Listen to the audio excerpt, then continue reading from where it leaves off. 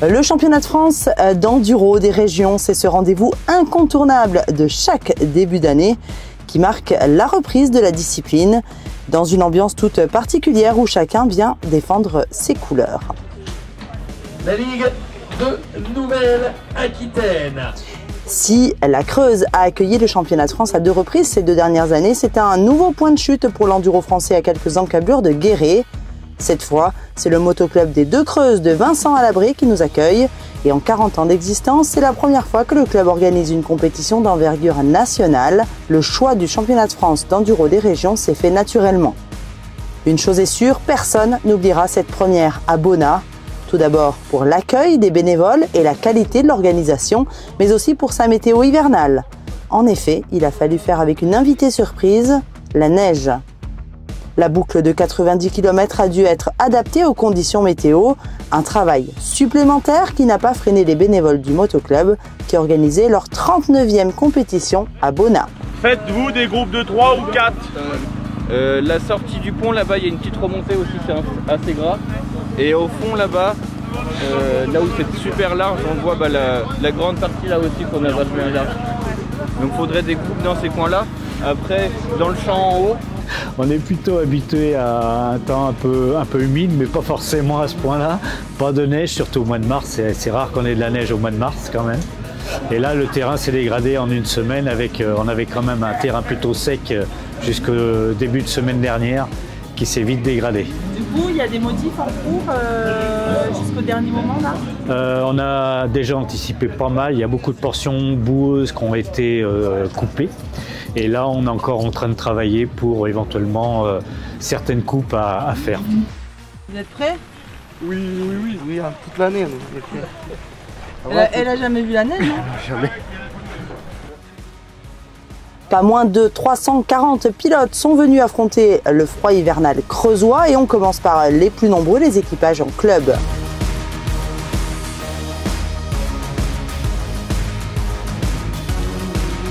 Avec Nicolas Mazière, Sylvain Cominelli et Clément Gouet, le motoclub Perratois avait mis de belles chances de son côté pour se battre avec la fine fleur de la catégorie. Les pilotes de la Haute-Vienne étaient là en voisin et sont repartis avec une belle 3e place.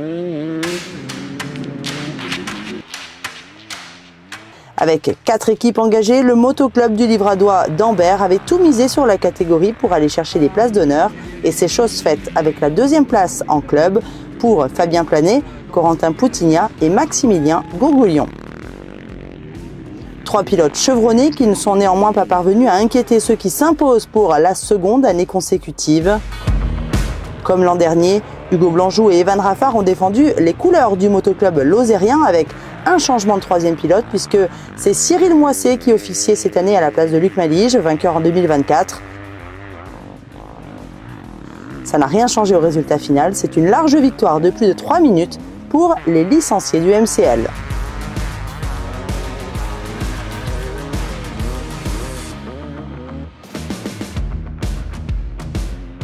Au classement team, c'est l'équipe locale de l'étape, Centrac Moto, qui termine sur la 3e marche du podium.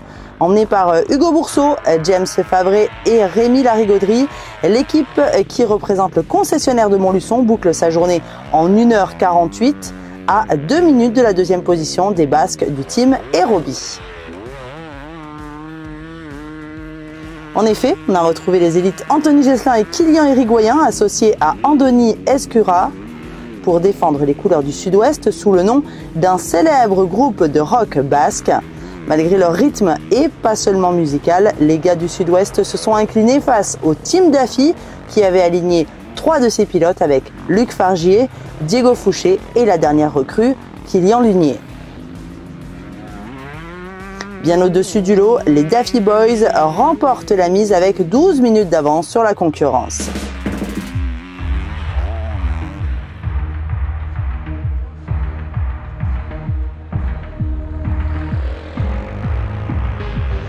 Et on passe aux comités départementaux avec un trio de tête qui s'est démarqué de la concurrence et sur la 3e marche, les voisins de la Haute-Vienne avec Teddy Félix, Alexandre Dufouré et Julien Montagnier.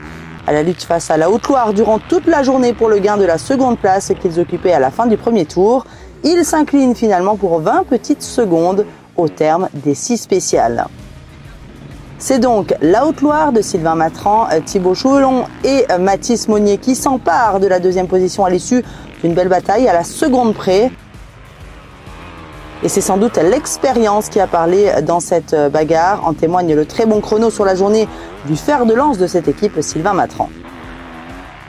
Il ne suffisait pas d'être de la montagne pour s'en sortir dans la neige. En témoigne la victoire des Varois avec Grégoire Michel, Mathias Dolcy et Simon Brault. Les sudistes ont parfaitement su gérer la glisse dans la neige matinale et dompter la boue ensuite. Mathias Dolcy a parfaitement emmené son équipe en imprimant un excellent rythme qui leur a permis de s'imposer avec 2 minutes d'avance.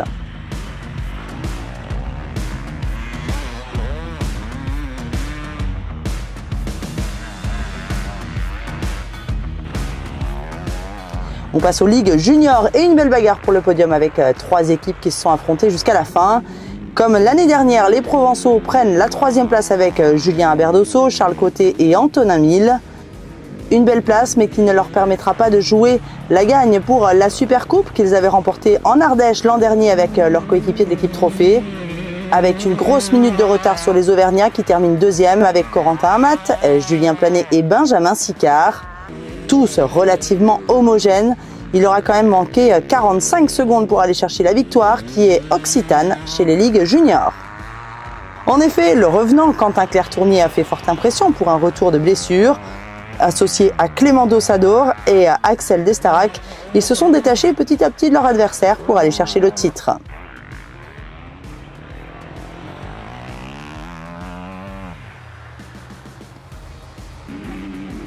Enfin, la catégorie reine, les ligues trophées avec la Normandie sur la 3e marche du podium.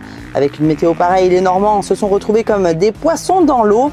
Enzo Vimont, Maxime Roé et Alexandre Enos ont tous 3 réalisé une journée très solide pour accrocher ce podium avec surtout une grosse bagarre avec l'Occitanie pour le gain de la 3e place. Il s'était imposé l'an dernier et avait ramené la Supercoupe à la maison. Ce ne sera pas pour cette fois. La Ligue Provence-Alpes-Côte d'Azur n'a pas démérité sur un terrain qui ne leur est pas habituel. Benjamin Coisy, Rudy Coton et Anthony Nalesso, recrues de dernière minute suite à la blessure d'Isaac de Voulx, ont dû aller chercher dans des ressources insoupçonnées pour s'adapter au froid et à l'humidité de la Creuse. Pas de regret pour eux, quoi qu'il en soit, la marche était vraiment trop haute pour faire mieux que 2e. La Ligue Auvergne-Rhône-Alpes a littéralement atomisé la concurrence en s'imposant avec 7 minutes d'avance. C'est sans aucun doute grâce à la vitesse supersonique de Julien Gauthier qui s'est trouvé une seconde jeunesse dans les spéciales détrempées. En effet, le retraité double champion de France associé à Yann Dupic et à Cyril Laurence a affolé les chronos toute la journée.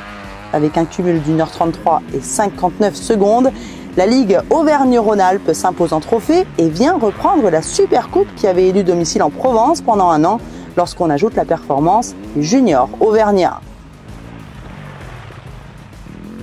La Ligue Occitanie vient prendre la 2e position de la Supercoupe, tandis que la Provence complète le podium. Le championnat de France d'enduro des régions a bel et bien lancé la saison d'enduro dans des conditions dantesques. Et on se quitte avec un florilège des plus belles images de glisse de cette édition 2025.